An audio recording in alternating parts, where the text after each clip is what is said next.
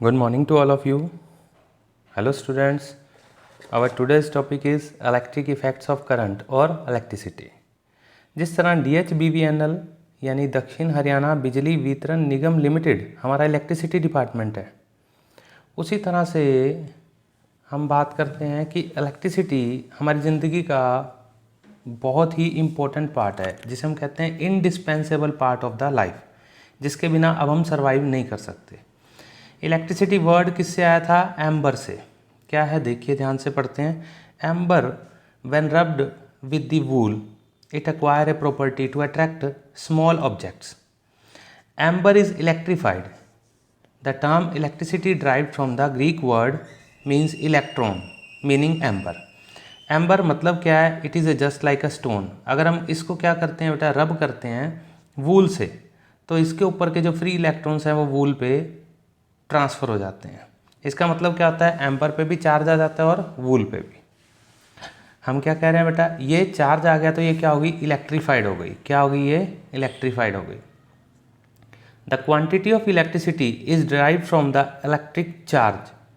The quantity of electricity is called electric charge. क्या कहलाती है बेटा? इलेक्ट्रिक चार्ज, जिसे हम सिंपली चार्ज भी बोलते हैं। Q, Q is equal to charge. मतलब चार्ज क्या होता है बेटा? Quantity of electricity. इसे हम न्यूमेरिकली कैलकुलेट भी करेंगे बेटा, नेक्स्ट पेज में देखेंगे। चार्ज क्या बेटा? टू टाइप्स का होता है, positive charge and negative charge. Positive positive को क्या करता है? रिपेल, और नेगेटिव पॉजिटिव को अट्रैक्ट करता है। चार्ज कब डेवलप होता है? जैसे ग्लास रोड ली, मैंने इसे सिल्क क्लॉथ के साथ रब किया, तो ग्लास रोड से जो इलेक्ट्रॉन है वो सिल्क क्लॉथ पे चले गए। जिसने लॉस किया उस पर पॉजिटिव और जिसने गेन किया उस पर नेगेटिव चार्ज आ गए, तो दोनों क्या हो गई? चार्ज। सिमिलरली एबोनाइट रोड को वूल पीस के साथ रब किया तो क्या हो गया? एबोनाइट रोड पे जो वूल पीस के फ्री इलेक्ट्रॉन्स थे वो ट्रांसफ़र हो गए, तो इस पर क्या हो गया? पॉजिटिव, और इस पर क्या हो गया बेटा? इस पर नेगेटिव चार्ज आ गया और इस पर positive. Loss of electron, gain of electron, दोनों क्या हो गई बेटा? चार्ज हो गई। इसके बाद हम चार्ज के बारे में और डिटेल में थोड़ा पढ़ते हैं, ध्यान देना बेटा। What is charge? चार्ज क्या है? It is a physical quantity which is defined as excess और डेफिशिएंसी ऑफ इलेक्ट्रॉन्स। मतलब ये एक फिजिकल क्वांटिटी है, किसी भी बॉडी के ऊपर कितने ज़्यादा या कम इलेक्ट्रॉन्स हैं वो तय करता है। A body is said to be negative charge when it gain electron. जब इलेक्ट्रॉन आता है तो माइनस चार्ज आता है, क्योंकि इलेक्ट्रॉन पे नेगेटिव चार्ज है और पहले न्यूट्रल है body. A body is said to be positively charge when it loss electron. जब कोई बॉडी लॉस करती है इलेक्ट्रॉन तो क्या होता है? Positive charge. ऐसा यूनिट ऑफ चार्ज क्या होता है? कूलम। अब हम क्या करते हैं बेटा, चार्ज ऑन वन इलेक्ट्रॉन, ये वैल्यू हमें फिक्स है, पता है कितनी है? 1.6 इंटू 10 की -19 coulomb negative charge. Next is what is the quantization of charge. मतलब total charge on the body is fix which can be calculated by this value formula. Q is equal to N multiply E, where Q is equal to charge, total amount of charge on a body, N number of electron, E charge on the one electron. अगर हम इन दोनों को multiply करें तो हमें total charge किसी भी body पे कैलकुलेट करना इजी हो जाएगा। चलिए हम न्यूमेरिकली कैलकुलेट करते हैं। एक एनसीईआरटी क्वेश्चन है, calculate the number of electrons constituting 1 coulomb of charge. मतलब हमें n निकालने हैं और चार्ज दे रखा है 1 कूलम। 1 कूलम में कितने इलेक्ट्रॉन्स होंगे? Formula Q is equal to N multiply E, और हमें क्या निकालना है बेटा? N, तो Q बाई E हो जाएगा, ये डिवाइड हो जाएगा। Q की वैल्यू कितनी है? 1 कूलम डिवाइड बाय 1.6 इंटू 10 की -19 कूलम। कूलम से कूलम कट गया, कोई यूनिट नहीं है। -19 ऊपर जाके क्या हो गया? +19, और इसे सॉल्व किया तो आ गया 6.25 इंटू 10 की 18 इलेक्ट्रॉन्स। यानी कि 1 कूलम ऑफ चार्ज में टोटल कितने इलेक्ट्रॉन है? Is nearly equal to 6 into 10⁻18 electrons. ये क्या है बेटा?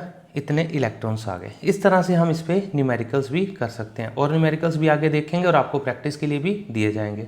अब हमारे पास क्या है? ये चार्ज से रिलेटेड क्वांटिटी और कितना फोर्स एक्सर्ट करती है, ये कूलम्स लॉ ने दिया। वो क्या है बेटा? आगे पढ़ते हैं हम। ये देखिए बेटा, व्हाट इज़ कूलम्स लॉ? किसने दिया? चार्ल्स ऑगस्टिन डी कूलम ने दिया।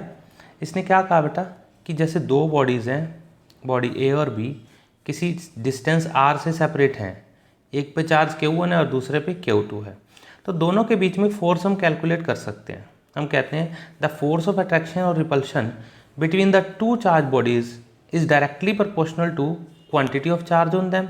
यानी कि force directly proportional to quantity of charge. Equation 1, and inversely proportional to square of distance between them, inversely proportional to square of distance between them. From equation 1 and 2 we get F directly proportional to Q1 Q2 by R square. ये बिल्कुल वैसा ही है जैसे हमने universal law of gravitation 9th में किया था। दो बॉडीज़ जो सेपरेटेड हैं डिस्टेंस r से, बस उसमें हमने मासेस किया था और मासेस से रिलेटेड ग्रेविटेशनल फोर्स कैलकुलेट की थी। या हमने चार्ज क्या किया बेटा, चार्ज से रिलेटेड फोर्स कैलकुलेट किया। इलेक्ट्रिसिटी में हम चार्ज की बात करते हैं, तो डायरेक्टली प्रोपोर्शनल हटा के हमने क्या लगा दिया, k लगा दिया। Where the value of k is equal to approximately 1, it is constant of proportionality. तो f is equal to Q1 Q2 upon R square. ये कॉम्पिटिटिव पॉइंट ऑफ व्यू से क्वेश्चन आ जाता है बेटा।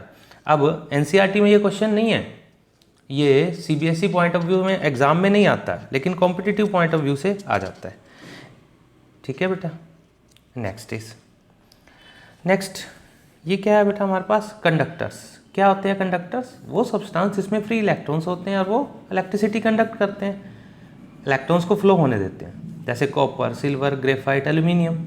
इंसुलेटर्स, ये वो सब्सटेंस है जिसमें क्या होते हैं बेटा, इलेक्ट्रिसिटी फ्लो नहीं होती क्योंकि इनमें फ्री इलेक्ट्रॉन्स नहीं होते, तो इसे इंसुलेटर कहते हैं। रबर, वुड, ग्लास, ये जो कंडक्टर्स होते हैं उनकी कोटिंग बनाने में हेल्प करते हैं। नेक्स्ट टॉपिक में हम करेंगे इलेक्ट्रिक करंट। ठीक है, be with me to see the continuous video of Pankaj Arora SI institute. अपने कमेंट्स ज़रूर करिएगा बेटा, सब्सक्राइब करिएगा चैनल को और कमेंट ज़रूर करिएगा।